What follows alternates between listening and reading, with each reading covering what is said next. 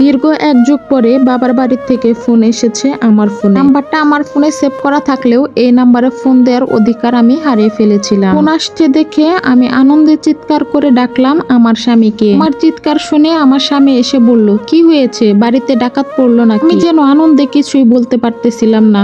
আমি ফোনের স্ক্রিনটা আমার স্বামীর সামনে ধরলাম। আমার স্বামী ফোনের স্ক্রিনের দিকে তাকিয়ে সেও অবাক হয়ে গেল। আমার স্বামী বলল, তোমার বাবা ফোন দিয়েছে, তাড়াতাড়ি ফোনটা ধরো, না হয় ফোনটা কেটে যাবে। আমি বললাম, হ্যাঁ হ্যাঁ ধরছি। ফোনটা ধরার আগেই কলটা কেটে গেল। আমার মুখের হাসি বন্ধ হয়ে গেল। আমি আবার কল করব নাকি সেটা ভাবতে ভাবতে আবার বেজে উঠলো। আমি আর এক সেকেন্ডও দেরি করলাম না। ফোনটা ধরার সাথে সাথেই আমি বললাম, হ্যালো বাবা। সেই চিরচেনা ওই পাশ থেকে গম্ভীর গলায়, আমি বললাম, হ্যাঁ বাবা, তুমি কেমন আছো? আমি বললাম, হ্যাঁ বাবা, আমি বলছি, তুমি কেমন আছো? বাবা বলল, কেমন আছি সেটা না হয়ে অজানাই থাক, তুমি কি কালকে এ বাড়িতে আসতে পারবে? আমি বললাম, হ্যাঁ বাবা, আমি আসবো। বাবা বলল, তবে তুমি একা আসবে? আমি বললাম, হ্যাঁ বাবা, আমি অবশ্যই আসবো। বললাম, মা কেমন আছে বাবা? এরপরে কোনো উত্তর না দিয়ে কলটা কেটে দিল। এরপরে আমি হাসতে হাসতে আমার স্বামীকে বললাম, কালকে বাবা আমাকে যেতে বলছে ওই বাড়িতে। আমার স্বামী বলল, সত্যি? অবশেষে আমি আমার শ্বশুর বাড়িতে যাব, আমাদের সন্তানও তার নানার বাড়িতে যাবে। এখন আমি একটু অস্বস্তি বোধ নিয়ে বললাম, না মানে বাবা শুধু আমাকেই যেতে বলছে। কথাটা শোনা মাত্রই আমার স্বামীর মুখটা ফ্যাকাশে হয়ে গেল। একটু আগের আশার প্রদীপটা জল করেও যেন নিভে গেল। আমার স্বামী বলল, ও আচ্ছা তাই, কোনো ব্যাপার না। এত বছর পরে যেহেতু দেখা হচ্ছে, বাবা মেয়ে অবশ্যই কেঁদে ভাসাবে। এটা আবার আমার ছেলে আর আমার একদমই ভালো লাগবে না। আমরা না হয় পরেই যাব। আমি বুঝতে পেরেছি আমার স্বামী কষ্ট পেয়েছে। পরের দিন সকাল 7টা বাজে আমার ছেলে ঘুমিয়ে আছে। আমার ছেলের কপালে একটা চুমু দিয়ে আমি বিছানার থেকে উঠতে যাব, এমন সময় দেখি আমার স্বামী দাঁড়িয়ে আছে। আমার স্বামী বলল, কান্না করতেছো কেন? আজকে তো তোমার সুখের দিন। দীর্ঘ 12 বছর পর তোমার বাবা তোমাকে তোমাদের বাড়িতে ডেকেছে, এর থেকে আর আনন্দের কি হতে পারে? আমি তখন আমার স্বামীকে জড়িয়ে ধরে কান্না করতে করতে বললাম, তোমাদেরকে ছেড়ে একা একা যেতে আমার অনেক বেশি কষ্ট হচ্ছে। আমার স্বামী বলল, এই বোকা, তুমি কান্না করতেছো কেন? আর কষ্ট পাওয়ার কি হলো? তুমি তো তোমার আপনজনদের কাছেই যাচ্ছ। আমাদের ছেলেটা ঘুমাচ্ছে, চলো তোমাকে একটু সামনে এগিয়ে দিয়ে আসি। এরপরে আমার স্বামী ঘন্টাখানেক পর বাসায় এসে দেখতে পেল আমার ছেলে নাস্তার টেবিলের সামনে বসে আছে। আমার স্বামী দৌড়িয়ে নাস্তার টেবিলের সামনে গেল। আমার ছেলে জিজ্ঞাসা করছে, আব্বু তুমি এতক্ষণ কোথায় ছিলে? আর আম্মুকে সারা বাড়িতে খুঁজলাম, কোথাও খুঁজে পেলাম না। আমার স্বামীর হাতে একটা প্যাকেট দেখে বলল, তোমার হাতে এটা কি বাবা? তখন আমার স্বামী বলল, বাবা আমি তোমার জন্য নাস্তা আনতে গিয়েছিলাম, তোমার আম্মু একটু তোমার নানুর বাড়িতে গিয়েছে।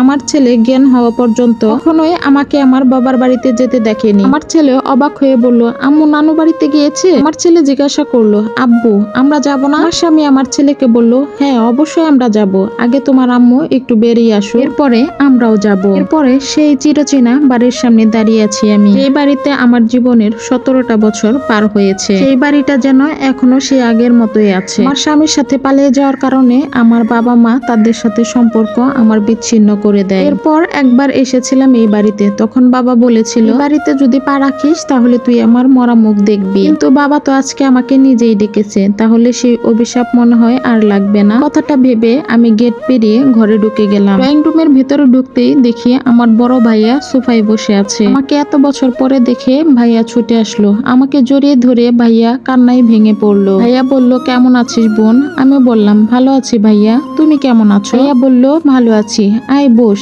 আমার হাত ধরে নিয়ে সোফায় বসালো। এরপরে ভাইয়া হাসি কান্না মিশ্রিত একটা কণ্ঠে বলল, তুই তো একদমই বদলাসনি, সেই আগের মতোই আছিস। আমি বললাম, ভাইয়া তুমি কিন্তু বদলে গেছো, চুল পেকেছে, দাড়ি পেকেছে, আর আগের চাইতে অনেক বেশি রোগা হয়ে গেছো। ভাইয়া তখন একটু হাসলো। আমি বললাম, বাবা মা কোথায় ভাইয়া? ভাইয়া বলল, বাবা বাবার ঘরে আছে। আমি বললাম, আচ্ছা ঠিক আছে, তাহলে দেখে আসি। এই বলে আমি উঠে দাঁড়ালাম। তখন ভাইয়া আমার হাত ধরে বলল, তুই এখন যাস না, বাবা নিষেধ করেছে, যখন কাজ শুরু হবে তখন যাস। আমি বললাম, কাজ মানে কিসের কাজ? ভাইয়া বলল, আসছিস যখন আস্তে আস্তে সব জানতে পারবি। পরে আমি আবারও বসলাম আর ভাইয়াকে জিজ্ঞাসা করলাম, ভাইয়া বাবা কি এখনো রেগে আছে? ভাইয়া বলল, আমি জানি না, তুই মিমির ঘরে যেয়ে বসতে পারিস। পরে আমি ড্রয়িং রুম থেকে মিমির রুমে চলে গেলাম। মিমির রুমের সামনে যেতেই মামাকে দেখে জড়িয়ে ধরে আপু বলে কান্না করতে লাগলো। আমিও আবেগপ্রবণ হয়ে গেলাম, কারণ দীর্ঘ 12 বছর পরে আমি আমার ছোট বোনকে দেখতেছি। তখন মিম কান্না করতে করতে বলল, আপু তুমি এতদিন আমাদের বাসায় আসো নাই কেন? তুমি কি কারো কাছে খবর পাওনি আমাদের মা আর বেঁচে নেই? আমি এই কথাটা শোনা মাত্রই বললাম, কি বললি তুই? আম্মা মারা গেছে? মিম বলল, কেন, কেউ তোমাকে খবর দেয়নি? আমি অবাক হয়ে গেলাম, কি বলবো বুঝতে পারতেছিলাম না। মিম বলল, মা তো মারা গেছে 2 মাস হলো। আমি বললাম, তাহলে মা মারা গেছে 2 মাস পরে কেন আমাকে খবর দেয়া হলো? তাকে একটাবার আমাকে খবর দিতে পারতি না?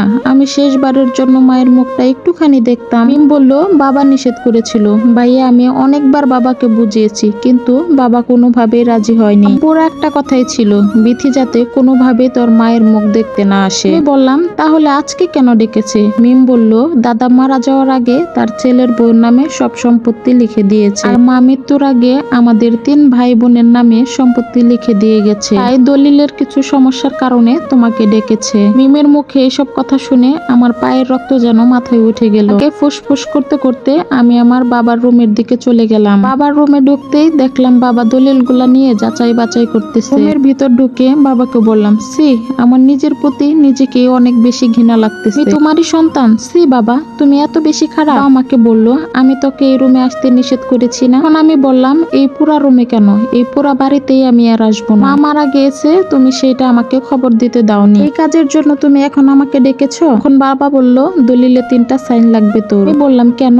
বাবা বলল, কেনটা না জানলেও চলবে তোর। আমি বললাম, আমি সাইন করতে পারবো না। বাবা বলল, কেন সাইন করবি না তুই? বাবা বলল, আমি তোকে কোনো সম্পত্তি দিতে চাই না, তুই যে সম্পত্তিটা পাবি সেটা আমি আমার নামে লিখে নিব। বললাম, সম্পত্তির ভাগীদার আমি, তুমি না, আর আমি এই সম্পত্তির ভাগ কখনোই ছাড়বো না। বাবা বলল, তুই ভুলে যাচ্ছিস, এই সম্পত্তি আমার বাবার। আমি বললাম, তুমিও ভুলে গেছো, তোমার বাবা এই সব সম্পত্তি আমার মায়ের নামে লিখে দিয়ে গেছে, আর আমার মায়ের সব সম্পত্তি আমাদের 3 ভাই বোনের নামে লিখে দিয়ে গেছে। মানে দাঁড়ালো তুমি এখন ফকির। কথাটা বলেই আমি রুম থেকে বের হয়ে আসলাম। রুমের বাহিরে আসতে আবার ভাইয়ার সাথে দেখা হয়ে গেল। ভাইয়াকে বললাম, ভাইয়া, তুই অন্তত মায়ের মৃত্যুর খবরটা তো আমাকে জানাইতে পারতি। তখন ভাইয়া মাথাটা নিচু করে বলল, আমার হাত পা বাঁধা রে বোন, আমরা ছোটবেলা থেকেই দেখছি বাবা জুয়া খেলতো, জুয়ার টাকার জন্য আমার মাকে অনেক মারধর করতো। বাধ্য হয়েই দাদার সব সম্পত্তি দাদা মায়ের নামে লিখে দিয়ে যায়। বাবার নামে লিখে দিয়ে গেলে এতদিনে সব জুয়ার পেটে চলে যেত। জুয়াখোর একটা বুড়া বেটার সাথে আমাকে বিয়ে দিতে চেয়েছিল, শুধুমাত্র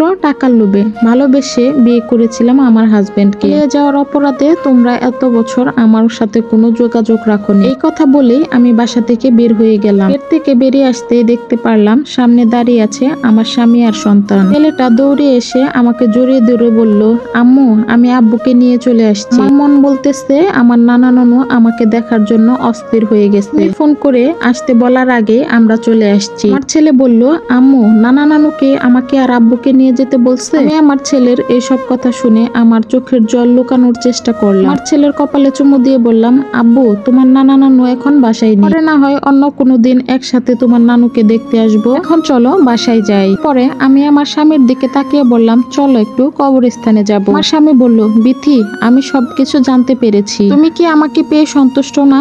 আমি বললাম, এ কথা কেন বলতেছো? আমার স্বামী বলল, যদি আমাকে পেয়ে তুমি সন্তুষ্টই থাকো, তাহলে কখনোই এই সম্পত্তি তুমি নিতে আসবে না। এই সম্পত্তি বাবা ও মেয়ের মধ্যে দূরত্ব বাড়ায়। এই সম্পত্তি আমাদের ভবিষ্যৎ প্রজন্মের দরকার নেই। চলো আমরা কবর জিয়ারত করে বাড়িতে চলে যাই। আজকের এই গল্পটা যদি আপনাদের কাছে ভালো লেগে থাকে তাহলে অবশ্যই একটা লাইক, কমেন্ট, শেয়ার দিয়ে পাশে থাকবেন। সবাই ভালো থাকবেন। আল্লাহ হাফেজ।